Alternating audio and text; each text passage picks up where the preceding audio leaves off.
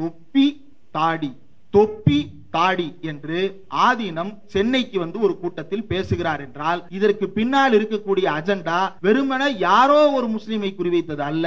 தமிழ்நாட்டில் வசிக்கக்கூடிய இஸ்லாமியர்கள் அத்தனை பேருக்கும் எதிரான உணர்வை கிளப்ப வேண்டும் என்கின்ற ஒரு வேலை திட்டம் RSS அஜெண்டா அவருக்கு கொடுக்கப்பட்டிருக்கிறது. விசாரணைக்கு கூப்பிடுகிறார்கள். விசாரணைக்கு கூப்பிட்டால் வர முடியாது, உடல்நலக்குறைவு என்று படுத்துக்கிட்டார். படுத்த படுக்கையாக இருந்துதான் போலீஸ் ஸ்டேட்மெண்டே கொடுக்கிறார். அவரை பார்த்து எந்த நீதிபதியும் நீ கோழையா என்று கேட்பதே கிடையாது.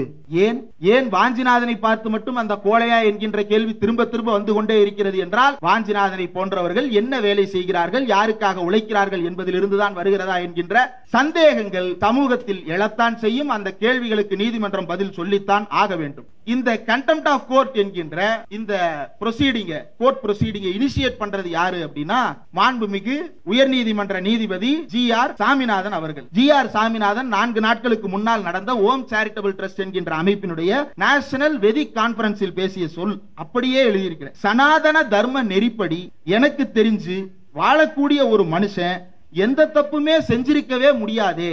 சனாதன தர்ம நெறிப்படி வாழக்கூடிய ஒரு மனுஷன் எந்த தப்புமே செஞ்சிருக்கவே முடியாதே என்ற வார்த்தைகளை GR சாமிநாதன் அவர்கள் வெளிப்படையாக பேசி இருக்கிறார். ஆனால் இதை எதிர்த்து யாராவது எதிர் விமர்சனம் செய்தார்கள் என்றால் அது அவருக்கு பொறுத்துக் கொள்ள முடியவில்லை. அவரே சொல்றாரு, ஒரு கேஸ்ல கன்விக்ஷன் ஆயிடுத்து 18 மாதம் தண்டனை கொடுத்துட்டா அப்படின்னா எனக்கு புரியவே இல்லை. நம்ம சனாதன தர்ம நெறிப்படி எனக்கு தெரிஞ்சு வாழக்கூடிய ஒரு மனுஷன் எந்த தப்புமே பண்ணிருக்க முடியாதே, இவருக்கு போய் எப்படி இந்த மாதிரி ஒரு நிகழ்வு நடந்தது எனக்கு புரிஞ்சுக்கவே முடியல. இது யாரும் மிமிக்ரி பண்ணல, அவரே பேசி இருக்கிறார். இதுக்கு தினமலர் ஊடகம் வைத்திருக்கக்கூடிய தலைப்பு என்ன தெரியுமா? அசர வைத்த வேத சக்தி. ஹைகோர்ட் நீதிபதி சாமிநாதன் பிரமிப்பு. இப்ப இந்த நான் போட்ட ஆடியோல வேத சக்தியை பற்றி அவர் எதுவும் பேசல. ஆனா முழு வீடியோல பேசி இருக்கிறார். என்ன பேசி இருக்கிறார் என்றால், ஒரு பெண்மணி கார் ஓட்டிட்டு போறாங்க. காரை ஓட்டி கொண்டு செல்லும் பொழுது ஒரு விபத்து நடந்து விடுகிறது. ஒருவர் இடிக்கப்படுகிறார். அந்த இடித்தவர் ஸ்பாட் டெட், அந்த இடத்திலேயே உயிரிழந்து விடுகிறார். காவல்துறை அவரை கைது செய்ய வருகிறது. அப்போ இந்த வேத ஆகமங்களை உபன்யாசம் செய்வதே வாழ்க்கையாக வாழ்ந்து கொண்டிருக்கின்ற ஒரு மனிதர் தாமாக முன்வந்து, ஐயா நான் தான் காரை ஓட்டினேன், நானே பொறுப்பேற்றுக் கொள்ளுகிறேன் என்று சொல்லி அவரே வாண்டடா கோர்ட்டுக்கு போகிறார். நீதிபதி நீதிப்படி தீர்ப்பு கொடுத்து 18 மாதங்கள் அவருக்கு சிறை தண்டனை விதிக்கிறார். எவ்வளவு மாதங்கள்? 18 மாதங்கள். இதற்கு GR சாமிநாதன் ஒரு விளக்கம் சொல்லுகிறார். என்னவென்றால், சாதாரணமாக யாராவது ஒருவர் இடித்திருந்தால் அவர்களுக்கு 8 மாதங்கள் 10 மாதங்கள் தான் கொடுப்பார்கள். ஆனால் இவருக்கு 18 மாதங்கள் கொடுத்ததற்கு என்ன காரணம் என்று தெரியுமா என்று அவர் சொல்லுகிறார். என்ன சொன்னார் தெரியுமா? அவர் குடுமி வச்சிருந்தாரு, பஞ்சகஜம் கட்டியிருந்தாரு. அதனால் அவருக்கு வழங்க வேண்டிய தண்டனையை விட கூடுதலாக வழங்கி விட்டார்கள் என்று சொல்லுகிறார். இது நீதிபதியினுடைய கருத்துக்கு உள்நோக்கம் கற்பிப்பதா இல்லையா? சாமிநாதன் சாதிப்படி தீர்ப்பு கொடுக்கிறார் என்று சொல்வது அவருக்கு உள்நோக்கம் கற்பிப்பது என்று அவர் கருதுவாரே. ஆனால் நீதிபதி சாமிநாதன் குடிமை வைத்த ஒருவருக்கு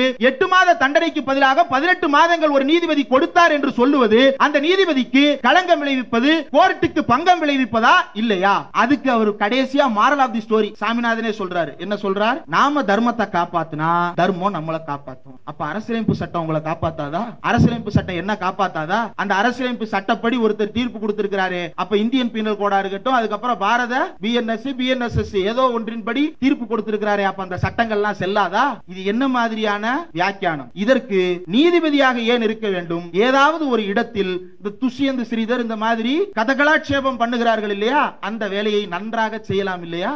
ஏன் நீதிபதியாக இருக்கிறார்? இன்னொன்னு சொல்கிறார், இந்தியாவினுடைய டெமோகிராஃபி மாறிடக்கூடாது. டெமோகிராஃபி மாறிடக்கூடாது. எப்படி மாறிடக்கூடாது? முஸ்லிம்ஸ் ஒரு பாப்புலேஷன்ல இருக்காங்க, இந்துஸ் ஒரு பாப்புலேஷன்ல இருக்காங்க. இந்த பாப்புலேஷன் அப்படியே இருக்கணும். இது மாறிடக்கூடாது. மாறினா அரசியலமைப்பு சட்டம் பொருத்தமில்லாத போயிடும். மனுஷனுக்கு தான் எழுதப்பட்டது அரசியலமைப்பு சட்டம், மதத்துக்கு எழுதப்பட்டது அல்லவே. மதத்துக்கு எழுதப்பட்டது அல்லவே, மனுஷனுக்கு தான் எழுதப்பட்டது.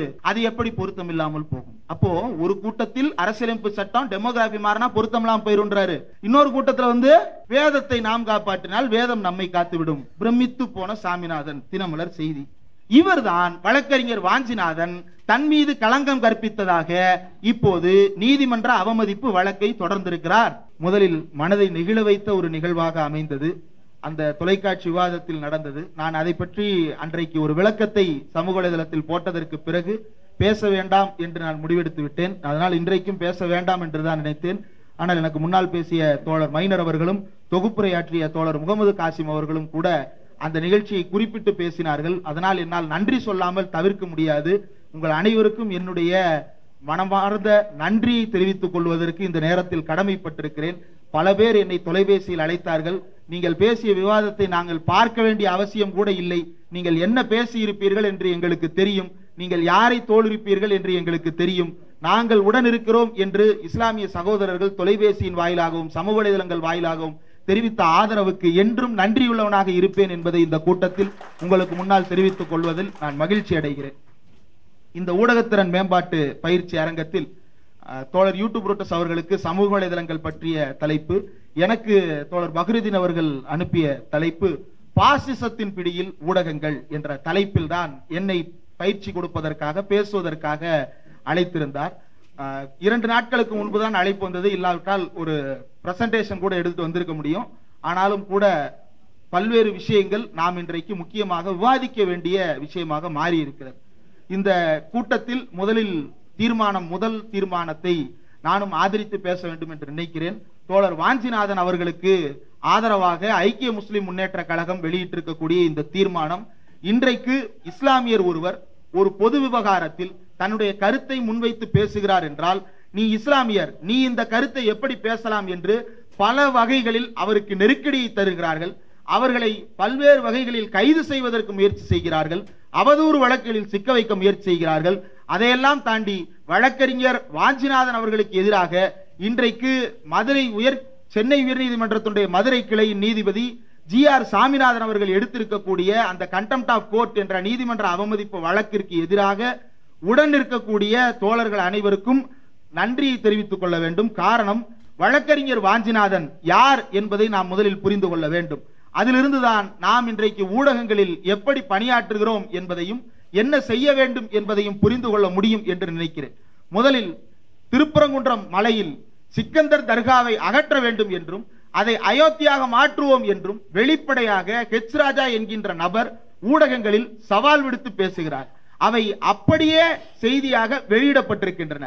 இதே போன்ற ஒரு கருத்தை வேறு ஒரு நபர் பேசியிருந்தால் அப்படியே அது வெளியிடப்பட்டிருக்குமா என்கின்ற சந்தேகம் கூட இருக்கிறது. ஆனாலும் அந்த கருத்து வெளியிட வேண்டும், அப்போதுதான் நமக்கு அந்த உண்மை தெரியும். அந்த கருத்து வெளியிடப்பட்டதற்கு பிறகு மதுரையை மிகப்பெரிய கலவரக்காடாக மாற்றுவதற்கு தொடர்ந்து திட்டம் நடைபெறுகிறது. அப்போது மதுரையில் மத நல்லிணக்க மக்கள் கூட்டமைப்பு என்கின்ற ஒன்றை ஒருங்கிணைக்கக்கூடிய வேலைகளை வழக்கறிஞர் வாஞ்சிநாதன் அவர்கள் முன்னின்று செய்தார் என்பதை நாம் யாரும் மறந்துவிட முடியாது. அதே போல மக்கள் உரிமை பாதுகாப்பு மையத்தினுடைய மாநில ஒருங்கிணைப்பாளராக இருந்து அதன் வழியாக அவர் நடத்திய வழக்குகளினுடைய விளைவாகத்தான் மதுரையில் இருக்கக்கூடிய சென்னை உயர்நீதிமன்றத்தின் கிளை அந்த மாநாட்டில், மதுரையில் நடைபெற்ற முருக பக்தர்கள் மாநாடு என்ற பெயரில் நடத்தப்பட்ட சங்பரிவார மாநாட்டில் மத துவேஷ கருத்துக்களை யாரும் பேசக்கூடாது என்கின்ற உத்தரவை நீதிமன்றம் பிறப்பித்தது என்றால், அது வழக்கறிஞர் வாஞ்சிநாதன் போன்றவர்கள், ஐக்கிய முஸ்லிம் முன்னேற்ற கழகத்தை போன்றவர்கள் எல்லாம் தொடர்ந்து அந்த களத்தில் நின்று அந்த மதநலக்க பேரணியை மிக வெற்றிகரமாக நடத்தி காட்டியதனுடைய விளைவாகத்தான் அந்த தீர்ப்பை நம்மால் பெற முடிந்தது. அந்த தீர்ப்பை பெற்றுத்தந்த வழக்கறிஞர்களில் ஒருவர் வாஞ்சிநாதன் அவர்கள். CAA NRCக்கு எதிராக அவர் பேசியிருக்கிறார். திருப்பரங்குன்றம் மலை விவகாரத்தில் சங்கிகளுடைய திட்டத்தை தோலுரித்து காட்டியிருக்கிறார். மதுரை ஆதீனம் இஸ்லாமியர்களுக்கு எதிராக, அது மதுரை ஆதீனம் எந்த காலகட்டத்தில் அதை பேசுகிறார் என்பதை நாம் கவனத்தில் எடுத்து பார்க்க வேண்டும். மதுரை ஆதீனம் பேசுவதற்கு முந்தைய நாள் இரவு சமூக வலைதளங்களில் ஒரு வீடியோ மிகப்பெரிய வைரல். என்ன நடந்தது என்றால், இங்கு இருக்கக்கூடிய பெரும்பாலான தோழர்கள் மதுரையிலிருந்து தான் வந்திருக்கிறீர்கள். ஆனாலும் பல மாவட்டத்தைச் சேர்ந்தவர்களுக்கும் ஊடகங்களுக்கும் அதை நாம் தெரிவிக்க வேண்டிய தேவை இருக்கிறது. மதுரையில் மீனாட்சி அம்மன் கோயில் திருவிழா நடக்கும். அந்த திருவிழா நடக்கும் பொழுது திருவிழாவுக்கு எந்த அளவுக்கு இந்து சமுதாயத்தை சேர்ந்தவர்கள் உழைக்கிறார்களோ அதைவிட அந்த திருவிழாவை சிறப்பானதாகவும் எந்த விதமான குற்றச் செயல்களும் நடந்து விடாமல் பாதுகாத்துக் கொள்ள வேண்டும் என்றும் முனைப்புடன் செயல்படுவதில் இஸ்லாமிய சகோதரர்களை அங்கு யாரும் கேள்வியே எழுப்ப முடியாத அளவிற்கு வேலை பார்த்து வருவார்கள். அப்படி அந்த பட்டர் மேலிருந்து இறங்கி வந்து மாலையை எடுத்து கீழே பானக்கம் கொடுத்து கொண்டிருந்த, ரோஸ்மில் கொடுத்து கொண்டிருந்த இஸ்லாமிய சகோதரர் ஒருவருக்கு கழுத்தில் மாலையை அணிவிக்கிறார். இதை சமூக வலைதளம் கொண்டாடுகிறது. இதுதான் மத நல்லிணக்கம். இந்த நல்லிணக்கம் தான் தமிழ்நாட்டினுடைய அடையாளம் என்று பேசுகிறோம். அதற்கு அடுத்த நாள் காலை தொப்பி தாடி என்று ஆதீனம் சென்னைக்கு வந்து ஒரு கூட்டத்தில் பேசுகிறார் என்றால், இதற்கு பின்னால் இருக்கக்கூடிய அஜெண்டா வெறுமன யாரோ ஒரு முஸ்லிமை குறிவைத்தது அல்ல. தமிழ்நாட்டில் வசிக்கக்கூடிய இஸ்லாமியர்கள் அத்தனை பேருக்கும் எதிரான உணர்வை கிளப்ப வேண்டும் என்கின்ற ஒரு வேலை திட்டம் RSS அஜெண்டா அவருக்கு கொடுக்கப்பட்டிருக்கிறது. விசாரணைக்கு கூப்பிடுகிறார்கள். விசாரணைக்கு கூப்பிட்டால் வர முடியாது, உடல்நலக்குறைவு என்று படுத்துக்கிட்டார். படுத்த படுக்கையாக இருந்துதான் போலீஸ் ஸ்டேட்மெண்டே கொடுக்கிறார். அவரை பார்த்து எந்த நீதிபதியும் நீ கோழையா என்று கேட்பதே கிடையாது. ஏன் வாஞ்சிநாதனை பார்த்து மட்டும் அந்த கோழையா என்கின்ற கேள்வி திரும்ப திரும்ப வந்து கொண்டே இருக்கிறது என்றால், வாஞ்சிநாதனை போன்றவர்கள் என்ன வேலை செய்கிறார்கள், யாருக்காக உழைக்கிறார்கள் என்பதிலிருந்துதான் வருகிறதா என்கின்ற சந்தேகங்கள் சமூகத்தில் எழத்தான் செய்யும். அந்த கேள்விகளுக்கு நீதிமன்றம் பதில் சொல்லித்தான் ஆக வேண்டும். இன்னும் பவன் கல்யாண் போன்ற கோமாளி நடிகர்கள் எல்லாம் தமிழ்நாட்டிற்கு வந்து இஸ்லாமிய வெறுப்பு பேசிக் கொண்டிருக்கிறார்கள் என்பதை பார்த்துவிட்டு அதற்கு எதிராக மதுரையில் இருக்கக்கூடிய காவல் ஆணையர் அலுவலகத்தில் புகார் கொடுத்தவர் வழக்கறிஞர் வாஞ்சிநாதன். இதோ எனக்கு முன்னால் பேசிய மைனர் அவர்களுக்கு ஒரு புத்தகம் பரிசீலிக்கப்பட்டது. வக்ஃபு சட்டம், திருப்பரங்குன்றம், பாசிச நெருக்கடிகள். இந்த புத்தகத்தில் இருக்கக்கூடிய நூலுக்கு செல்வதற்கு முன்னால் என்கின்ற பகுதியில் கடைசி பத்தி, வக்ஃபு திருத்த சட்டமும் திருப்பரங்குன்றம் மலை பிரச்சனையும் வெவ்வேறானவை அல்ல. சங்பரிவார அமைப்பின் கூட்டு மூளையில் உதித்த செயல் திட்டங்கள் தான் அவை. திருப்பரங்குன்றத்தை மையப்படுத்தி சங்பரிவார் போட்ட சதி திட்டத்தை மதுரையில் உள்ள முற்போக்கு சக்திகள் ஓரளவு முறியடித்துள்ளோம். இன்னும் நெடுந்தூரம் செல்ல வேண்டி உள்ளது. இந்த புத்தகத்தை எழுதியவர் வழக்கறிஞர் வாஞ்சிநாதன். அவருக்கு இந்த கூட்டத்தில் தீர்மானம் நிறைவேற்றப்பட்டிருப்பது என்பது மகிழ்ச்சியான செய்தி. ஆனால் இந்த கண்டெம்ட் ஆஃப் கோர்ட் என்கின்ற இந்த கோர்ட் ப்ரொசீடிங்கை இனிஷியேட் பண்றது யாரு அப்படின்னா, மாண்புமிகு உயர்நீதிமன்ற நீதிபதி GR சாமிநாதன் அவர்கள். 4 நாட்களுக்கு முன்னால் ஓம் சேரிட்டபிள் ட்ரஸ்ட் என்கின்ற ஒரு அமைப்பு, நேஷனல் வெதிக் விஸ்தா அப்படின்ற ஒரு கான்பரன்ஸ், தேசிய வேத சங்கமம் என்கின்ற பெயரில் ஆங்கிலத்தில் வைத்து ஒரு கூட்டத்தை நடத்துகிறார்கள். அந்த கூட்டத்தில் திரு GR சாமிநாதன் அவர்கள் 9 நிமிடங்கள் பேசியிருக்கிறார். அந்த 9 நிமிடங்கள் பேசிய பேச்சு எந்த ஊடகத்தில் இருக்கும் என்பது உங்கள் எல்லோருக்கும் நன்றாக தெரியும். அந்த மலர் ஊடகத்தினுடைய யூடியூபில் அந்த வீடியோ இருக்கிறது. யார் வேண்டுமானாலும் எடுத்து பார்க்கலாம். டெலிட்டும் பண்ண முடியாது. வீடியோவை டவுன்லோட் பண்ணி பாதுகாத்து வைத்திருக்கிறோம். அதில் அவர் ஒரு கருத்தை பேசுகிறார். என்ன கருத்தை பேசுகிறார்? பில்கிஸ் பானு வழக்கில் 11 பேர் விடுதலை செய்யப்பட்டார்கள் இல்லையா? திடீரென்று ஒரு நாள் நன்னடத்தை காரணமாக என்று விடுதலை செய்யப்பட்டார்கள். அந்த 11 பேர் விடுதலை செய்யப்பட்ட போது அங்கே இருந்த சங் பரிவார கும்பலை சேர்ந்தவர்களும் RSS சேர்ந்தவர்களும் என்ன சொன்னார்கள் என்றால், அவர்கள் நல்லவர்கள். ஏன் நல்லவர்கள்? அவர்கள் பார்ப்பனர்கள், அவர்கள் நல்லவர்கள் என்று பேசினார்கள். இது பாயிண்ட் நம்பர் 1. நான் ரெண்டாவது சொல்ல போற பாயிண்ட நீங்க அதோட நீங்க ரிலேட் பண்ணிட்டீங்க அப்படின்னா அது கேட்பவர்கள் காதில் இருக்கக்கூடிய விஷய ஞானத்தை பொறுத்தது. என்னுடைய தனிப்பட்ட இடையீடாக நான் எதையும் சொல்ல விரும்பல. அவர் சொன்ன கருத்தை அப்படியே நான் சொல்லுகிறேன். GR சாமிநாதன் 4 நாட்களுக்கு முன்னால் நடந்த ஓம் சேரிட்டபிள் ட்ரஸ்ட் என்கின்ற அமைப்பினுடைய நேஷனல் வெதிக் கான்பரன்ஸில் பேசிய சொல் அப்படியே எழுதியிருக்கிறேன். சனாதன தர்ம நெறிப்படி எனக்கு தெரிஞ்சு வாழக்கூடிய ஒரு மனுஷன் எந்த தப்புமே செஞ்சிருக்கவே முடியாதே. சனாதன தர்ம நெறிப்படி வாழக்கூடிய ஒரு மனுஷன் எந்த தப்புமே செஞ்சிருக்கவே முடியாதே என்ற வார்த்தைகளை GR சாமிநாதன் அவர்கள் வெளிப்படையாக பேசி இருக்கிறார். ஆனால் இதை எதிர்த்து யாராவது எதிர் விமர்சனம் செய்தார்கள் என்றால் அது அவருக்கு பொறுத்துக் கொள்ள முடியவில்லை. அவரே சொல்றாரு,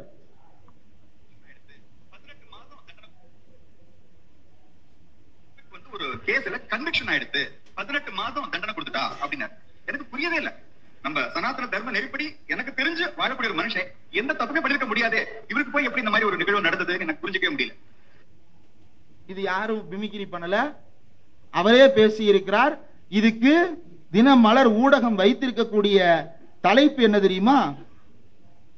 அசர வைத்த வேத சக்தி, ஹைகோர்ட் நீதிபதி சாமிநாதன் பிரமிப்பு.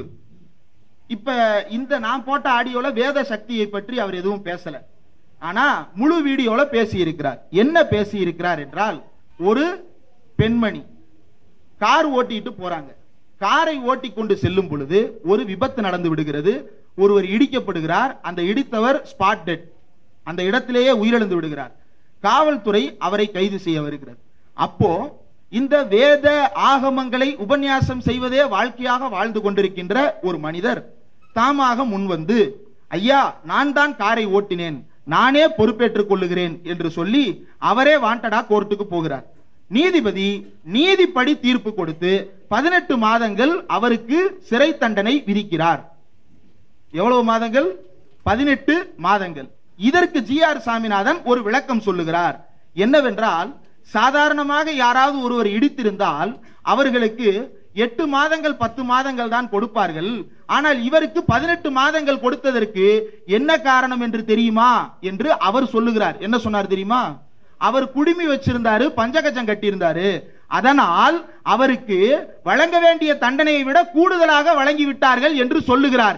இது நீதிபதியினுடைய கருத்துக்கு உள்நோக்கம் கற்பிப்பதா இல்லையா? சாமிநாதன் சாதிப்படி தீர்ப்பு கொடுக்கிறார் என்று சொல்வது அவருக்கு உள்நோக்கம் கற்பிப்பது என்று அவர் கருதுவாரே. ஆனால் நீதிபதி சாமிநாதன் குடிமை வைத்த ஒருவருக்கு 8 மாத தண்டனைக்கு பதிலாக 18 மாதங்கள் ஒரு நீதிபதி கொடுத்தார் என்று சொல்லுவது அந்த நீதிபதிக்கு களங்கம் விளைவிப்பது, கோர்ட்டுக்கு பங்கம் விளைவிப்பதா இல்லையா? இதற்கு யார் கண்டெம்ட் ஆஃப் கோர்ட் எடுக்க போவது? சாமிநாதன் பேசுகிறார். அத்தோடு முடியல. அந்த வழக்கை அந்த நபர் சாமிநாதனிடம் சொல்லுகிறார். சாமிநாதனிடம் சொல்லும் போது அப்பதான் இவர் ஷாக் ஆகுறாரு. சனாதன தர்மப்படி வாழக்கூடிய ஒரு மனுஷன் எப்படி தப்பு செஞ்சிருக்க முடியும் அப்படின்னு சொல்லிட்டு, ஏன் இதை நீங்க முன்னாடியே என்கிட்ட சொல்லல, நானே வழக்காடி இருப்பனே என்று சொல்லிவிட்டு அந்த வழக்கை எடுத்துக்கொண்டு அப்பீல் போறாங்களாம். அந்த அப்பீலுக்கு போகும் பொழுது, நான் சொல்லல, சாமிநாதனே சொல்றாரு, அப்பீல்ல யார் விசாரிக்கிறான்னா சாமிநாதன் அவர்களுடைய கிளாஸ்மேட் விசாரிக்கிறாராம். இது பாயிண்ட் நம்பர் 1. நம்பர் 2, அந்த வழக்கில் சாட்சியங்களாக வந்த 9 பேர் அந்த அன்றைக்கு ஆஜராகும் பொழுது வண்டியை ஓட்டிட்டு வந்தது யாருன்னே எங்களுக்கு தெரியலன்னு சொல்லிட்டா. வண்டியை ஓட்டிட்டு வந்தது யாருன்னே எங்களுக்கு தெரியலன்னு சொல்லிட்டா. அது அந்த உபன்யாசகரும் ஓட்டிட்டு வரலையா, அந்த பெண்மணியும் ஓட்டிட்டு வரலையா, பூதம் ஓட்டிட்டு வந்திருக்கும். ஏதாவது பூதம் பேய் பிசாசு வண்டியை ஓட்டி கொண்டு வந்து அந்த கொலையை நிகழ்த்தி இருக்கும் போல அந்த 10வது 11வது 12வது அவதாரங்கள்லாம் நிகழ தொடங்கிருச்சு போல. யார் ஓட்டிட்டு வந்திருப்பா? அந்த அவர் ஏன் ஆஜராகிறாருன்னா, அந்த பொண்ணு வந்து அமெரிக்காவுக்கு போக வேண்டியவங்களாம், அவங்களுக்கு பங்கம் வந்துட கூடாதுன்றதுக்காக இவர் போய் வாண்டடா வழக்கு வாங்கிட்டாரா. அந்த 9 பேரும் யாருன்னு தெரியலன்ட்டாங்களா. உடனே நீதிபதி கொடுக்கப்பட்ட தண்டனையிலிருந்து அவரை விடுவித்து விட்டாராம். அதுக்கு அவர் கடைசியா மாரல் ஆஃப் தி ஸ்டோரி சாமிநாதனே சொல்றாரு. என்ன சொல்றார்? நாம தர்மத்தை காப்பாத்தினா தர்மம் நம்மளை காப்பாத்தும். அப்ப அரசியலமைப்பு சட்டம் உங்களை காப்பாத்தாதா? அரசியலமைப்பு சட்டம் என்ன காப்பாத்தாதா? அந்த அரசியலமைப்பு சட்டப்படி ஒருத்தர் தீர்ப்பு கொடுத்திருக்கிறாரு. அப்ப இந்தியன் பீனல் கோடா இருக்கட்டும், அதுக்கப்புறம் பாரத பிஎன்எஸ்எஸ் ஏதோ ஒன்றின்படி தீர்ப்பு கொடுத்திருக்கிறாரு. அப்ப அந்த சட்டங்கள்லாம் செல்லாதா? இது என்ன மாதிரியான வியாக்கியானம்? இதற்கு நீதிபதியாக ஏன் இருக்க வேண்டும்? ஏதாவது ஒரு இடத்தில் இந்த துஷ்யந்த் ஸ்ரீதர் இந்த மாதிரி கதகலாட்சேபம் பண்ணுகிறார்கள் இல்லையா, அந்த வேலையை நன்றாக செய்யலாம் இல்லையா? ஏன் நீதிபதியாக இருக்கிறார்? இன்னொன்னு சொல்கிறார், இந்தியாவினுடைய டெமோகிராஃபி மாறிடக்கூடாது. டெமோகிராஃபி மாறிடக்கூடாது. எப்படி மாறிடக்கூடாது?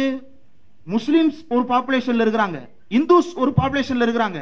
இந்த பாப்புலேஷன் அப்படியே இருக்கணும். இது மாறிடக்கூடாது. மாறினா அரசியலமைப்பு சட்டம் பொருத்தமில்லாத போயிடும்.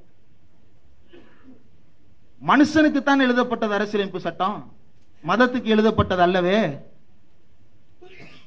மதத்துக்கு எழுதப்பட்டது அல்லவே, மனுஷனுக்கு தான் எழுதப்பட்டது. அது எப்படி பொருத்தம் இல்லாமல் போகும்? அப்போ ஒரு கூட்டத்தில் அரசியலமைப்பு சட்டம் டெமோகிராஃபி மாறினா பொருத்தம் இல்லாமல் போயிருன்றாரு. இன்னொரு கூட்டத்தில் வந்து வேதத்தை நாம் காப்பாற்றினால் வேதம் நம்மை காத்துவிடும். பிரமித்து போன சாமிநாதன், தினமலர் செய்தி.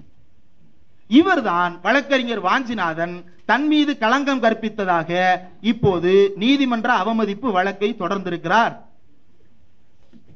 தெரியல, ஒருவேளை பெரியார் இருந்திருந்தால் நீதிமன்றங்களில் பெரியார் முன்றி என்ன பேசினாரோ அதை திரும்ப போய் பேசி இருக்கலாம். இன்றைக்கு அப்படி பேசுவதற்கான துணிச்சலை நம்மால் பெற முடியவில்லை. ஏனென்றால் அப்படிப்பட்ட பாசிசவாதிகளின் பிடியில் நாம் இன்றைக்கு வாழ்ந்து கொண்டிருக்கிறோம். பீகாரில் ஸ்பெஷல் இன்டென்சிவ் டிவிஷன் என்று பீகாரில் இருக்கக்கூடிய வாக்காளர் பட்டியலை சரிபார்க்கக்கூடிய முகாம் நடைபெறுகிறது. நம் எல்லோருக்கும் நன்றாக தெரியும், 6 மாசத்துக்கு ஒருக்க வாக்காளர் பட்டியலை சரிபார்க்கிறதுக்கு முகாம் நடத்தப்பட்டு கொண்டுதான் இருக்கிறது. தேர்தல் ஆணையம் நடத்துகிறது, கட்சிகள் நடத்துகின்றார்கள், ஒவ்வொரு கட்சியும் மாறி மாறி நடத்துறாங்க. நீங்க 6 மாசத்துக்கு ஒருக்க ஏதாவது ஒரு இடத்துல போய் உங்களுடைய வாக்காளர் அடையாள அட்டையை காட்டி வெரிஃபை பண்ணிட்டு வந்துடலாம். நீங்க இருக்கீங்களா இல்லையா, நீங்க அங்க இருக்கணுமா கூடாதான்றது எல்லாத்தையும் அந்த இடத்துல முடிச்சுட்டு வந்துடலாம். இப்போ பீகாரில் நடத்துகிறார்கள். ஏன் நடத்துகிறார்கள் என்றால் 2003ஆம் ஆண்டுக்கு பிறகு அந்த மாநிலத்தில் இது மாதிரியான இன்டென்சிவ் ரிவிஷன் நடத்தவே இல்லையா. எத்தனை தேர்தலுக்கு பிறகு? 4 சட்டமன்ற தேர்தல், 4 நாடாளுமன்ற தேர்தலுக்கு பிறகு 8 பொது தேர்தல் நடத்தியதற்கு பிறகு, 8க்கு மேற்பட்ட இடைத்தேர்தல்கள் நடத்தியதற்கு பிறகு, பல்வேறு உள்ளாட்சி தேர்தல்களை நடத்தியதற்கு பிறகு இப்ப என்ன பண்றான்? வாக்காளர் பட்டியலை ரிவைஸ் பண்றான். இந்த வாக்காளர் பட்டியல் ரிவிஷன் அப்படின்றதுல ஆதார் கார்டு இல்ல, ரேஷன் கார்டு இல்ல, இது எதுவுமே செல்லாது, பெர்த் சர்டிபிகேட் கொண்டு வாங்க அப்படின்னு கேட்கிறான். இது வேற ஏதோ மாதிரி இருக்கே, இதே மாதிரி பெர்த் சர்டிபிகேட்டை வேற ஒண்ணுக்குள்ள கேட்டான். அதுக்கு பேரு ஸ்பெஷல் இன்டென்சிவ் ரிவிஷன் கிடையாது, அதுக்கு பேரு national registry of citizens, NRC. என்ஆர்சிக்கு என்னென்னவெல்லாம் கேட்டார்களோ அதையெல்லாம் எஸ்ஐஆர் என்று பெயரை மாற்றிக்கொண்டு எல்லாரும் கொண்டு வாங்க என்று தேர்தல் ஆணையம் கேட்கிறது. இதுவரை 50 லட்சத்துக்கும் மேற்பட்டவர்கள் அந்த பட்டியலில் இருந்து நீக்கப்பட்டிருக்கிறார்கள். எப்படி 50 லட்சம் பேரை நீக்கினாங்க? 50 லட்சம் பெயர்களை வாசித்து சரிபார்ப்பதற்கே எத்தனை வாரங்கள் கணக்கெடுக்கும்? எவ்வளவு நாட்கள் கணக்கெடுத்தார்கள் தெரியுமா? 30 நாட்களில் 3 கோடி பேரை பதிவு செய்து கையெழுத்து வாங்கி இருக்கிறார்கள். 3 கோடி பேரோட வாக்காளர் அடையாள அட்டை நம்பரு, அவங்க பெர்த் சர்டிபிகேட் நம்பரு, அவங்க கையெழுத்து, பேரு எல்லாத்தையும் 30 நாளில் 3 கோடி பேரிடம் வாங்கி இருக்கிறார்கள். இந்த வேகத்துல நடத்தினா ஒரு வாரத்துல இந்தியா முழுக்க சென்சஸ் நடத்திடலாமே. எனக்கு தெரிந்து இங்க இருக்கக்கூடிய எல்லாரும் 2011 சென்சஸ்ல என்யூமரேட் பண்ணிருப்பீங்கன்னு நினைக்கிறேன். எத்தனை மாதங்கள் நடந்தது? வருஷ கணக்கா நடத்தினான் அந்த சென்சஸ. இப்போ வரைக்கும் அதை காம்பிரியன் பண்ண முடியலன்றான். ஏன் காம்பிரியன் பண்ண முடியல? டேட்டா சரியா தப்பான்னு சரிபார்க்க முடியலன்றான். இந்தியா முழுக்க மிக பொறுமையாக கால அவகாசம் எடுத்துக்கொண்டு கைப்பட ஒவ்வொரு அதிகாரியும் எழுதி கொடுத்த டேட்டாவை காம்பிரியன் பண்ண முடியல. 30 நாள்ல 3 கோடி வாக்காளர்களை வெறும் 80,000 பேரை வச்சுக்கிட்டு எனிமரேட் பண்ணிட்டேன். 80,000 பேர் எப்படி பயிற்சி கொடுத்திருக்கணும்? அப்ப இதெல்லாம் அப்ப ஒரு நாளைக்கு அந்த 80,000 பேர்ல ஒவ்வொருத்தனும் பல ஆயிரக்கணக்கான பேரை ரெஜிஸ்டர் பண்ணிருக்கணும் இல்லையா? இது அண்ணாமலை எஃப்ஐஆர் போட்ட கணக்காச்சு. அப்ப நமக்கு இங்க ஒரு அண்ணாமலை, அங்க 80,000 அண்ணாமலைகள் வேலை பார்க்கிறார்கள். அதுல அஜித் அஞ்சும் அப்படின்ற ஒரு பத்திரிகையாளர் இருக்கிறார், பீகாரிலேயே இருக்கிறார். 75 லட்சம் சப்ஸ்கிரைபர் வைத்திருக்கிறார். யோகேந்திர யாதவ் என்கின்ற நபரோடு சேர்ந்து அவர் ஒரு வீடியோ போட்டிருக்கிறார். அந்த வீடியோல அவர் ஒரு எக்ஸ்போஸ் பண்ணியிருக்கிறார். என்னன்னா, அதிகாரிகள் வரிசையா டேபிள் போட்டு உட்கார்ந்து இருக்கிறாங்க, மக்கள்லாம் யாரும் கிடையாது. பண்டல் பண்டலா ஃபார்ம் வச்சிருக்கிறாங்க. வச்சுக்கிட்டு இந்த பக்கம் வாக்காளர் அடையாள அட்டை, பெயர் சரி ஒரு பட்டியல் இருக்கும் இல்லையா, பட்டியலை வச்சிருக்கிறாங்க. இவங்களே கட கட கட கட கட கட கட கடன்னு எழுதி நிறைச்சு தள்ளுறாங்க. அப்போ அவர்களுக்கு கொடுக்கப்பட்ட அஜெண்டா வாக்காளர் சரிபார்ப்பதற்கா அல்லது முஸ்லிம் பெயர்களை நீக்குவதற்கா என்கின்ற கேள்வியை அரசியல் கட்சி தலைவர்கள் கேட்கிறார்கள். ஆனால் அந்த கேள்வியை எந்த ஊடகமும் நமக்கு காட்சியாக கொண்டு வந்து சேர்க்கவில்லை. எதை கொண்டு வந்து சேர்த்தாங்க? ஆதார் கார்டை எடுத்துக்கங்க, அதை நியூஸ்ல விவாதிச்சாங்க. ரேஷன் கார்டை எடுத்துக்கங்க, நியூஸ்ல சொன்னாங்க. முஸ்லிம் பெயர்கள் நீக்குகிறார்கள் என்று வைத்த குற்றச்சாட்டை எந்த ஊடகமும் விவாதிக்கவில்லை. ஏன் விவாதிக்கவில்லை? வக்ஃபு ஒழிப்பு மசோதா, பகல்காம் தாக்குதல். இந்த பகல்காம் தாக்குதல்ல ஒரு முக்கியமான சம்பவத்தை நாம் மறந்துவிடக் கூடாது. சோஃபியா குரேஷி என்கின்ற லெப்டினன்ட் கர்னல் தான் பேட்டி கொடுக்க வந்தார். ஏன் சோஃபியா குரேஷியை பேட்டி கொடுக்க தேர்ந்தெடுத்தார்கள் என்பதற்கு பின்னால் அரசியல் இல்லை என்று சொன்னால் நாம் வாழுகின்றது நாடே அல்ல என்பதாகத்தான் பொருள்படும். அரசியல் நிச்சயம் இருக்கிறது. சோஃபியா குரேஷியை பேட்டி கொடுக்க வைத்ததற்கு பின்னால், சோஃபியா குரேஷி பேட்டி கொடுத்ததற்கு பின்னால் என்ன நடந்தது என்றால், அசோகா யூனிவர்சிட்டி, டெல்லியில் இருக்கக்கூடிய அசோகா யூனிவர்சிட்டியினுடைய பேராசிரியர் அலிகான் மஹமுதாபாத் என்கின்ற பேராசிரியர் ஒரு பேஸ்புக் போஸ்ட் போடுறார். என்ன போடுகிறார் என்றால், சோஃபியா குரேஷி அவர்களுக்கு ஆதரவு தெரிவித்து பேசிக் கொண்டிருக்கிறார்கள், பார்ப்பதற்கு மகிழ்ச்சியாக இருக்கிறது. அதே போல சோஃபியா குரேஷியை ஆதரிக்கக்கூடிய பெருமக்கள் இந்தியா முழுவதும் பசுவதை என்கின்ற பெயராலும், மக்கள் பாதுகாப்பு என்கின்ற பசு பாதுகாப்பு என்கின்ற பெயராலும் அடித்து கொலை செய்து கொண்டிருக்கிறார்களே, மாட்டுக்கறி சாப்பிட்டான் என்கின்ற பெயரில் அடித்து கொலை செய்து கொண்டிருக்கிறார்களே, காதலித்தான் என்பதற்காக அடித்து கொலை செய்து கொண்டிருக்கிறார்களே, நிலத்தை வைத்திருக்கிறான் என்பதற்காக அடித்து கொலை செய்து கொண்டிருக்கிறார்களே, வீடு வைத்திருக்கிறான் என்பதற்காக புல்டோசரை கொண்டு இடிக்கிறார்களே, அவர்களுக்கு எதிராகவும் இவர்கள் பேச வேண்டும் என்று நான் விரும்புகிறேன் என்று ஒரு போஸ்ட் போட்டார். இதில் ஏதாவது தவறு இருக்கிறதா? அவருடைய எதிர்பார்ப்பை அவர் பதிவு செய்கிறார். இந்தியா முழுக்க 10க்கும் மேற்பட்ட காவல் நிலையங்களில் அவர் மீது புகார். எதற்கு? மத வெறுப்பை தூண்டிவிட்டார். அப்படியே கட் பண்ணுங்க. மத்திய பிரதேசத்தின் பாஜக தலைவரும் பாஜகவினுடைய அமைச்சருமாகிய விஜய் ஷா என்கின்ற நபர் பேசுகிறார். என்ன பேசுகிறார்? சோஃபியா குரேஷிக்கள் வேறு யாரும் அல்ல, சுட்டுவிட்டு போன தீவிரவாதிகளின் தங்கைகள் என்று பேசினார். அவர் மீது இதே மாதிரி என்ஐஏவின் கீழே வழக்கு பதிவு செய்து தூக்கி உள்ளே வைத்தார்களா? இல்ல. ஏன்? அப்போ ஒரு இஸ்லாமியர் கருத்தே சொல்லக்கூடாது என்கின்ற ஒரு வன்முறையை நம்மீது மறைமுகமாக திணித்துக் கொண்டே இருக்கிறார்கள். புல்டோசர் வழக்கு உச்சநீதிமன்றத்தில் விசாரணைக்கு வருகிறது. புல்டோசரை கொண்டு வீடுகளை இடிக்கிறார்கள் என்கின்ற வழக்கு உச்சநீதிமன்றத்தில் நீதிபதி கவாய் தலைமையிலான அமர்வில் விசாரணைக்கு வருகிறது. அப்போ அவர் தலைமை நீதிபதி இல்லைன்னு நினைக்கிறேன். அவர் தலைமை நீதிபதி கிடையாது. அவருடைய அமர்வில் விசாரணைக்கு வருகிறது. அவர் சொல்லுகின்ற வார்த்தைகள் ரொம்ப முக்கியமானது. நீதிபதி என்கின்ற காரணத்தால் அரசியலுக்கு தவிர்த்த வார்த்தைகளை மட்டும் அவர் பயன்படுத்தி இருக்கிறார். இது எதை செய்கிறது என்றால், எரோட் பப்ளிக் கான்பிடன்ஸ் இன் தி ஜஸ்டிஸ் சிஸ்டம்.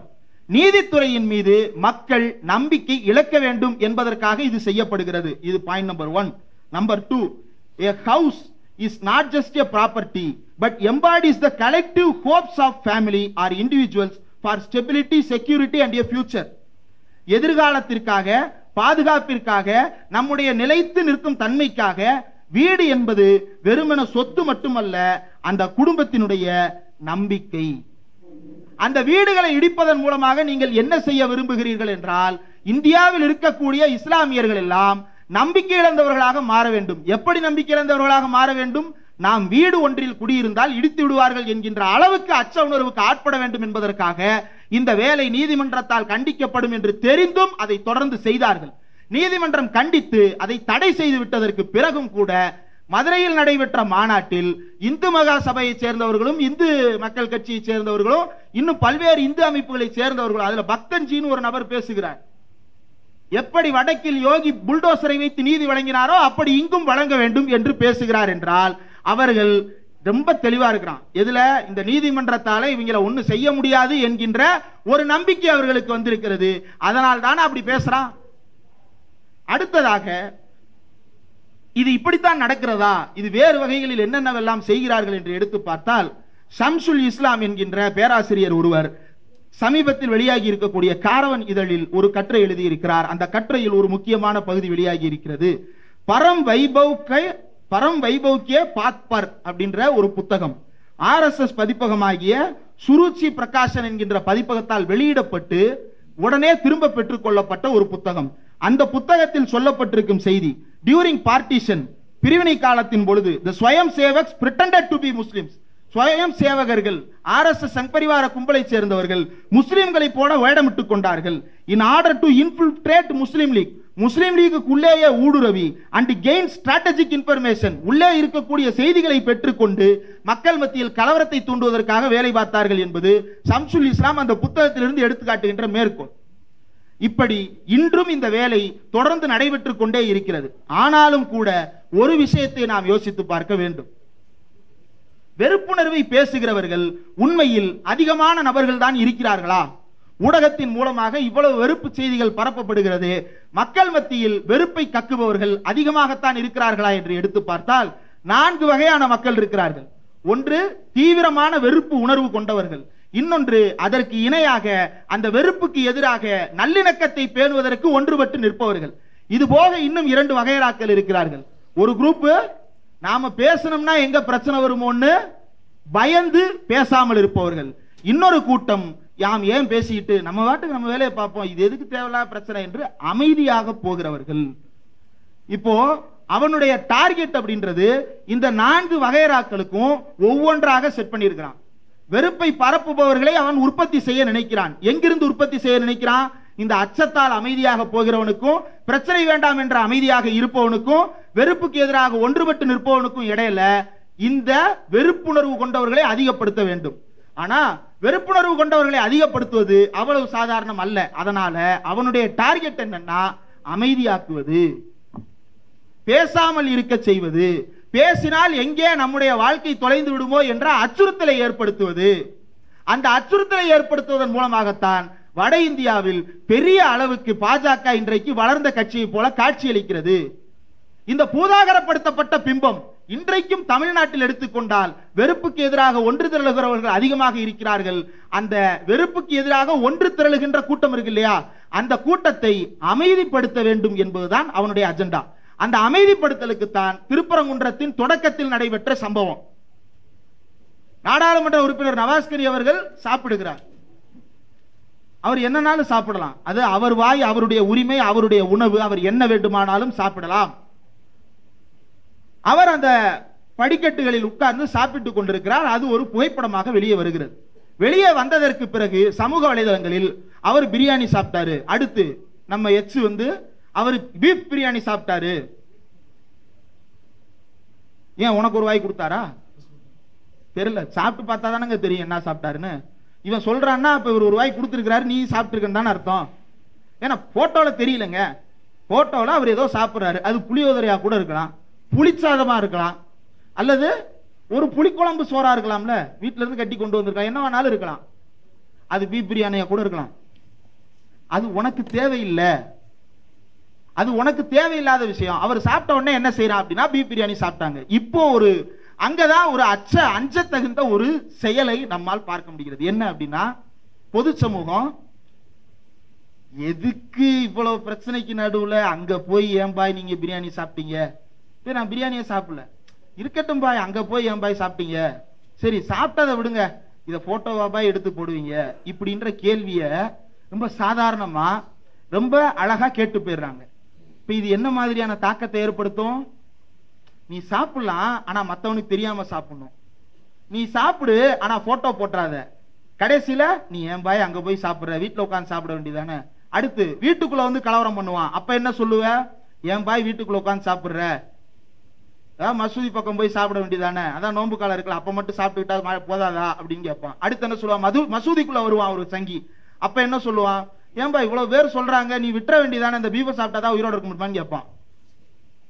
அப்புறம் பீஃபும் தடை பண்ணிடுவான். அப்புறம் அதான் பீஃபே விட்டாச்சு, பிறகு எதுக்கு போய் தொப்பியை போட்டுக்கிட்டு தொழுகை நடத்திக்கிட்டு, ஏன் பாய் நீ வா பாய் நம்ம பாட்டுக்கு வேலையை பார்ப்போம் பாய் அப்படி கூப்பிட வைப்பான். இப்படி சாமானியர்கள் மனதில் இருக்கக்கூடிய ஒரு சின்ன அச்ச உணர்வை கிளறி விடுவதுதான் அவனுடைய நோக்கம். இந்த அச்ச உணர்வை கிளறி விட்டதற்கு பிறகு அவனுக்கு தேவையான விஷயத்தை செய்து கொள்வதற்கு தேவையான சூழலை அவன் உருவாக்கி கொள்ளுவான். இதுதான் அவனுடைய நோக்கம். இதை எதன் மூலமாக செய்கிறான் என்றால் ஊடகங்களின் மூலமாக செய்கிறான். இந்த ஊடகங்களின் மூலமாக அவன் தொடர்ந்து வைக்கக்கூடிய குறிகளை பாருங்கள்.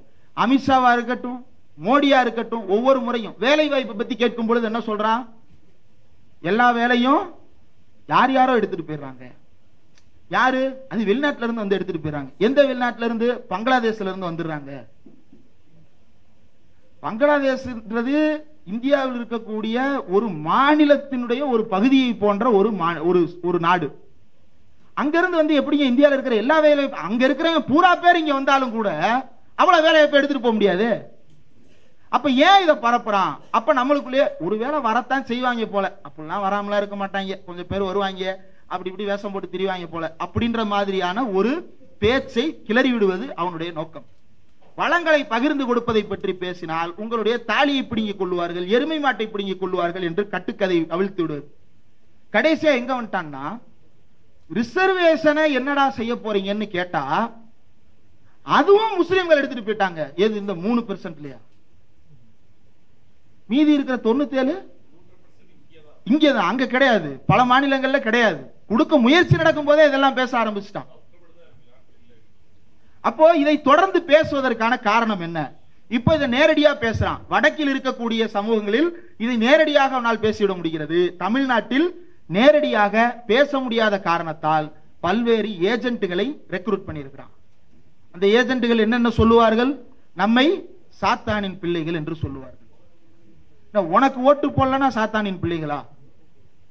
எவ்வளவோ நேரங்களில் மக்களுடைய நலன் கருதி பொதுமக்கள் எடுக்கக்கூடிய முடிவுகளை எல்லாம் உனக்கு எதிரானதா நீயே நினைச்சுக்கிட்ட அப்படின்னா நீ அவ்வளவு சீன் கிடையாது. உன்னை யோசிக்கவே இல்லை. நீ ஒரு பாசிஸ்ட், பாசிஸ்டினுடைய இங்க இருக்கக்கூடிய காலாட்படை, உன்னை யோசிக்கவே இல்லை. அப்போ இப்போ என்ன பெரிய அச்சமாக மாறுகிறது என்றால், சமீபத்தில் தமிழ்நாட்டினுடைய முன்னாள் முதலமைச்சர் அஇஅதிமுகவினுடைய பொதுச் செயலாளர் எடப்பாடி பழனிசாமி அவர்கள் பேசி வருவதுதான், இஸ்லாமியர்களை ஏமாற்ற பார்க்கிறார்கள் அப்படின்னு யார் பக்கத்திலிருந்து சொல்லுகிறார்? பாஜகவின் பக்கத்திலிருந்து சொல்லுகிறார். ஓட்டுக்காக ஏமாற்ற பார்க்கிறார்கள் என்று பாஜகவின் பக்கத்திலிருந்து சொல்லுகிறார். மதுரையில் நடக்கக்கூடிய முருக பக்தர்கள் மாநாடு என்ற சங்பரிவார மாநாட்டிற்கு தன்னுடைய 5 அமைச்சர்களை அனுப்பி வைக்கிறார். அந்த 5 அமைச்சர்களின் வழியாக அதிமுகவினுடைய தொண்டர்களையும் அனுப்பி வைத்திருக்கிறார்கள். இது என்ன மாதிரியான ஒரு மனநிலையை உருவாக்குவதற்காக இந்த வேலையை எடப்பாடி அவர்கள் செய்கிறார் என்பதுதான் பெரிய அதிர்ச்சியை இப்போது ஏற்படுத்தி இருக்கிறது. ஆனால் வடக்கில் நடைபெற்று இருக்கக்கூடிய உதாரணங்களை எல்லாம் எடுத்து பார்த்தால் எடப்பாடி அவர்கள் செய்தது எந்த அதிர்ச்சியாகவும் தோன்றாது. இந்துத்துவ அம்பேத்கர் என்று அதவாலேவை வைத்தே பேச வைத்தவர்கள் தானே இவர்கள். இந்துத்துவ அம்பேத்கர் என்று ராம்விலாஸ் பஸ்வானை வைத்தே பேச வைத்தவர்கள் தானே இவர்கள். ஒரே ஒரு அமைச்சர் பதவிக்காக அம்பேத்கரையே விட்டுக் கொடுத்தவர்களை எல்லாம் வடக்கில் பார்த்திருக்கிறோம். இங்கே நம்மை விட்டுக் கொடுப்பதற்கும் சில அடிமைகளை உருவாக்கி கொண்டே இருக்கிறார்கள். அந்த உருவாக்கம் இப்போது பெரிய அபாயத்தை உருவாக்கி இருக்கிறது. நாம் இப்போது என்ன செய்ய வேண்டும், இதை முறியடிப்பதற்கு என்ன செய்ய வேண்டும் என்பது பற்றி நாம் விரிவாக கலந்தாலோசிக்க வேண்டிய காலகட்டத்தை வந்து சேர்ந்திருக்கிறோம். ஊடகங்களை பொறுத்தவரையில் விவாதங்கள் என்று எடுத்துக்கொண்டால் நீங்க எத்தனை விவாதங்களில் இஸ்லாமியர்களுடைய பெயர்களை பார்க்க முடிகிறது? பொருளாதார அறிஞர்கள் யார் வர்றா? பார்ப்பனர்கள். சுற்றுச்சூழல் அறிஞர்கள் யார் வர்றா? பார்ப்பனர்கள். பேராசிரியர்கள் யார் வர்றா? பார்ப்பனர்கள். அது எப்படி இந்தியாவில் 3% மட்டுமே இருக்கக்கூடிய ஒரு சமூகத்தில் இருந்து இவ்வளவு பேராசிரியர்கள், இவ்வளவு பொருளாதார வல்லுநர்கள், இவ்வளவு சுற்றுச்சூழல் ஆர்வலர்கள், இவ்வளவு துறைசார் வல்லுநர்கள், இவ்வளவு வானவியல் அறிஞர்கள், எப்படி இவ்வளவு பேர் வர்றா? அதுல ஜோசியக்காரரா இருந்தா அது இன்னும் பெரிய மதிப்பு. அறிவுசார் தலைவர், உலகத்தின் எந்த அறிவோடும் ஒட்டாத ஒன்றை அறிவுசார் பிரிவு என்று வைத்திருக்கக்கூடிய ஒரே கட்சி இவங்களாதான் இருக்கும். அப்போ நமக்கு இங்கு என்ன தேவை என்றால், நம்முடைய சமுதாயத்திலும் எத்தனையோ வழக்கறிஞர்கள் இருக்கிறார்கள், எத்தனையோ சட்ட வல்லுநர்கள் இருக்கிறார்கள், எத்தனையோ பேராசிரியர்கள் இருக்கிறார்கள், எத்தனையோ மருத்துவர்கள் இருக்கிறார்கள், எத்தனையோ பொருளாதார அறிஞர்கள் இருக்கிறார்கள், எத்தனையோ மனிதநேய செயற்பாட்டாளர்கள் இருக்கிறார்கள், எத்தனையோ சுற்றுச்சூழல் ஆர்வலர்கள் இருக்கிறார்கள். அவர்கள் எல்லாம் எங்கே? ஏன் இந்த பொது சமூகம் அவர்களை அந்த அறிஞர்களாக அடையாளப்படுத்த மறுக்கிறது? ஊடகங்களின் மூலமாக அவர்கள் இடம் கொடுக்காவிட்டால் நாம் முன்பு போல இடம் கொடு என்று கேட்க வேண்டிய இடத்தில் இல்லை, இடத்தை உருவாக்கி கொள்ளுகின்ற நிலையை அடைந்திருக்கிறோம். இன்றைக்கு இருக்கக்கூடிய தொழில்நுட்ப வளர்ச்சியின் காரணமாக இன்றைக்கு இருக்கக்கூடிய ஒவ்வொரு அமைப்புகளும் இயக்கங்களும் எப்படி செயல்படுகின்றன என்றால், பல்வேறு ஊடகங்களை எப்படி ஒரு காலத்தில் திராவிட இயக்கமோ காங்கிரஸோ முஸ்லிம் லீக்கோ தங்களுக்கென்று பத்திரிகைகளை உருவாக்கி இந்தியா முழுவதும் தங்களுடைய கருத்துக்களை பரப்புரை செய்தார்களோ, அதே போல இன்றைக்கு ஒவ்வொரு இயக்கமும் நூற்றுக்கணக்கான யூடியூப் சேனல்களை உருவாக்கி அதன் வழியாக தங்களுடைய கருத்துக்களை அறிமுகப்படுத்துகிறார்கள். அதன் வழியாக பல்வேறு அறிஞர்களும் மேதைகளும் வெளியே வர தொடங்கி இருக்கிறார்கள், வெளியே தெரிய தொடங்கி இருக்கிறார்கள். அவர்கள் ஒரு கட்டத்தில் தவிர்க்க முடியாமல் வெகுஜன ஊடகங்களாலும் ஆதரிக்கப்படக்கூடிய இடத்தை அடைந்திருக்கிறார்கள். நாம் செய்ய வேண்டியது இப்படிப்பட்ட துறைசார் அறிஞர்களை கண்டறிந்து அவர்களுக்கான ஊடக வெளிச்சத்தை உருவாக்கி தருவது. என்ன செய்ய வேண்டும்? அவர்களிடமிருந்து கட்டுரைகளை தொடர்ந்து வெளியிட வேண்டும். ஒரு இணையதளத்தை வைத்து அதில் தொடர்ந்து அவர்கள் குறித்த கட்டுரைகளை வெளியிட வேண்டும். அவர்கள் கடிதங்கள் எழுத வேண்டும் தலைவர்களுக்கு. அவர்கள் மூலமாக பொது பிரச்சனைகளுக்கு அறிக்கைகளை வெளியிட வேண்டும். கருத்து படங்களை உருவாக்கி தர வேண்டும். நேர்காணல்களில் அவர்களை அனுப்ப வேண்டும். விவாத நிகழ்ச்சிகளில் அவர்களை கலந்து கொள்ள செய்ய வேண்டும். இல்லாவிட்டால் நாமே அந்த விவாத நிகழ்ச்சியை நடத்த வேண்டும். பத்திரிகையாளர் சந்திப்புகளை தொடர்ந்து நடத்த வேண்டும். ஒரு நிகழ்ச்சி நடக்கிறது என்றால் இப்ப எல்லாவற்றையும் தலைவர் தலையிலேயே சுமத்த வேண்டியது அல்ல. தலைவருக்கு ஒரு வேலை இருக்கிறது என்றால் பல்வேறு தினசரி தலைவரே செய்தியாளரை சந்தித்துக் கொண்டிருக்க முடியாது. அப்ப என்ன செய்யலாம்? இன்றைக்கு பொருளாதார பட்ஜெட் வருகிறது என்றால் அந்த பட்ஜெட் குறித்து நம்முடைய பொருளாதார அறிஞரை நாம் கண்டறிந்து ஒரு பத்திரிகையாளர் சந்திப்பை நம்மால் நடத்த முடியாதா? நடத்தலாமா? முடியாதா? தாராளமாக முடியும். அவ்வளவு அறிஞர்கள் நம்மிடம் இருக்கிறார்கள், அவ்வளவு அறிவை நம்மால் பெற்றிருக்க முடிகிறது என்றால் நிச்சயமாக இதையும் நம்மால் செய்ய முடியும். அதே போல யூடியூப் வலைக்காட்சியாக இருக்கட்டும், இன்ஸ்டாகிராமாக இருக்கட்டும், ட்விட்டராக இருக்கட்டும், பேஸ்புக்காக இருக்கட்டும், காணொலிகளை தயாரித்து அதில் தொடர்ந்து பதிவிடுவதை கன்சிஸ்டன்சி தான் முக்கியம். இந்த சமூக வலைதளங்களை பொறுத்த வரைக்கும் கன்சிஸ்டன்சி தான் ரொம்ப முக்கியம். இந்த கன்சிஸ்டன்டா நம்ம வீடியோ போட்டோம்னா அந்த வீடியோ நிச்சயமாக நல்ல பார்வைகளை நல்ல கவனத்தை பெறுகின்றன. அது சினிமாவுக்கு கூட அப்படி இல்ல, அரசியலுக்கு நீங்க கன்சிஸ்டன்டா வீடியோ போட்டீங்கன்னா அந்த சேனல் பிக்கப் ஆகியே தீரும். இங்க வந்திருக்கக்கூடிய எவ்வளவு ஊடகங்கள் எவ்வளவோ காலகட்டத்தில் சர்க்கிள்களை சந்தித்தாலும் அவங்களுடைய கன்சிஸ்டன்சி தான் இன்றைக்கும் அவர்களை நிலைநிறுத்தி இருக்கிறது. அப்போ இந்த வேலைகளை நம்மால் செய்ய முடியும். அதே போல பொது விவகாரங்களில் நாம் கருத்து சொல்லக்கூடாது என்கின்ற ஒரு மாய தோற்றத்தை உருவாக்குகிறார்கள். பஹல்காம் தாக்குதலா? ஐயோ, ஒரு முஸ்லீம் பேசிடக்கூடாதுப்பா, முஸ்லீம் யாரும் பஹல்காம் பத்தி பேசக்கூடாது. ஏன் பேசக்கூடாது? அவன் இந்த நாட்டின் குடிமகன், அவன் ஏன் பெஹல்காம் தாக்குதலை பற்றி, ஆபரேஷன் சிந்தூரை பற்றி பேசக்கூடாது? அயோத்தியில் நடைபெற்ற தாக்குதலை பற்றி ஏன் ஒரு இஸ்லாமியர் பேசக்கூடாது? தெலுங்கானாவில் நடக்கின்ற வன்முறைகளை பற்றி யார் ஆந்திராவில் நடக்கக்கூடிய வன்முறைகளை பற்றி தெலுங்கானாவில் ஏதோ ஒரு பிரச்சனை என்றாலோ, ஆந்திராவில் ஏதோ ஒரு பிரச்சனை என்றாலோ, கர்நாடகாவில் தர்மஸ்தலா பிரச்சனை என்றாலோ ஏன் ஒரு இஸ்லாமியர் அதில் கருத்து தெரிவிக்க கூடாது? இந்த மூட நம்பிக்கை எங்கிருந்து வந்தது? இந்த பொது ஊடகங்களில் இருந்து வந்தது. இந்த பொது ஊடகங்கள் இந்த விவகாரங்களில் எல்லாம் இஸ்லாமியர்களை பேச வைக்க கூடாது என்று தீர்மானம் கட்டிக்கொண்டு அவர்களை அழைக்காமலே தவிர்த்து பொது சமூகமும் எப்படி பழகுது அப்படின்னா, இந்த விவகாரத்தில் இவர் ஏன் பேசுறார், இவர் அமைதியா இருக்கிறதான்னு இவருக்கு நல்லது. எப்பயுமே பாருங்க, எல்லாமே நல்லதுக்கு மட்டும்தான் சொல்லுவான். நல்லதுக்கு தான் கறி சாப்பிடாதம்பா, நல்லதுக்கு தான் நோன்பு வைக்காதம்பா, நல்லதுக்கு தான் தொழுகை நடத்தாதம்பா. உன் நல்லத நீயே வீட்டில் வச்சுக்கிட்டு உட்காந்து உடம்பு செத்து சாவு. ஏன் அந்த அறிவுரை எங்கே தூக்கிட்டு வர்ற? அப்போ பொது விவகாரங்களில் நம்முடைய கருத்துக்களை தொடர்ந்து பதிவு செய்ய வேண்டும், ஒதுக்கி வைக்க வேண்டும் என்பதற்காகத்தான் அலிகான் மகமது போன்றவர்களை தொடர்ந்து கைது செய்கின்ற நடவடிக்கைகளை செய்கிறார்கள். அதே வேளையில் நாம் மைனர் சொன்னது போல அந்த இடத்தில் தன்னிலை மறந்த ஒரு புரோவோகேஷனுக்குள்ள போயிடாம நிதானமாக நம்முடைய கருத்துக்களை எல்லா விவகாரங்களையும் தெரிவித்து வருவதுதான் நமக்கு இருக்கக்கூடிய ஒரே வாய்ப்பு. அந்த வாய்ப்பை நாம் தொடர்ந்து பயன்படுத்த வேண்டும் என்பதை உங்கள் முன்னால் பதிய வைக்க வேண்டும் என்று நினைத்தேன். கூடுதலாக சமூக வலைதளங்களை பொறுத்தவரையில் சமூக வலைதளங்களுடைய இயங்கியல் என்பதே அல்காரிதம் அப்படின்ற பேஸ்ல தான் இயங்கி கொண்டிருக்கிறது. அப்போ இந்த அல்காரிதம் அப்படின்றத நாம அண்டர்ஸ்டாண்ட் பண்ணிக்கிறது அப்படின்றதுல பல பேர் அதை யோசிச்சே எதுவுமே பண்ணாம விட்டுறீங்க. ஒவ்வொருத்தருக்கும் அது ஒவ்வொரு மாதிரி இயங்குகிறது.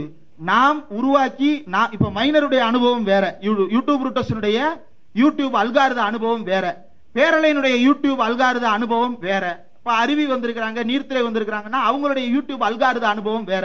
அதனால் அதை பற்றி எல்லாம் கவலைப்படுவதை விட்டுவிட்டு தலைப்புகளை சரியாக கொடுத்து அதுல என்னன்னா கான்ட்ரோவர்சியலா இருக்கக்கூடிய தலைப்புகளை கீவேர்ட்ஸா போட்டோம் அப்படின்னா நம்மளை முடக்கிடுவோம். அப்போ அதை தவிர்த்து வேறு வார்த்தைகளை எப்படி பயன்படுத்துவது என்பது குறித்தும் நமக்குள்ள ஒரு சின்ன அனுபவமோ கற்றலோ கிடைத்து விட்டால் அது குறித்து நிறைய ஆன்லைன்ல இலவசமாக டூல்ஸ் அவைலபிளாக இருக்கிறது. அதன் மூலமாக நம்மால் இதை செய்து கொள்ள முடியும். நிச்சயமாக நாம் இந்த காலகட்டத்தில் ஒன்றுபட்டு நிற்க வேண்டிய பொறுப்பையும் கடமையும் உணர்ந்து இந்த ஊடகத்திறன் மேம்பாட்டு பயிற்சி என்கின்ற இந்த கருத்தரங்கை ஒருங்கிணைத்ததற்கு உங்கள் அனைவருக்கும் என்னுடைய நன்றியை தெரிவித்துக் கொள்ள விரும்புகிறேன். ஊடகங்கள் பொது ஊடகங்கள் என்று பெரு வணிக ஊடகங்களாக இன்று இருக்கின்ற அந்த ஊடகங்களுடைய போக்கு என்பது எப்போதுமே பணம் தொடர்புடையதாகவே இருக்கும். இன்னைக்கு தமிழ்நாட்டில் இருக்கக்கூடிய ஊடகங்கள் திராவிடத்தை பற்றி பேசுகிறார்கள் என்றால் அதுக்கு ஒரு மார்க்கெட் வேல்யூ இருக்குன்னு நினைக்கிறான், அதனாலதான் அதை பேசுறான்.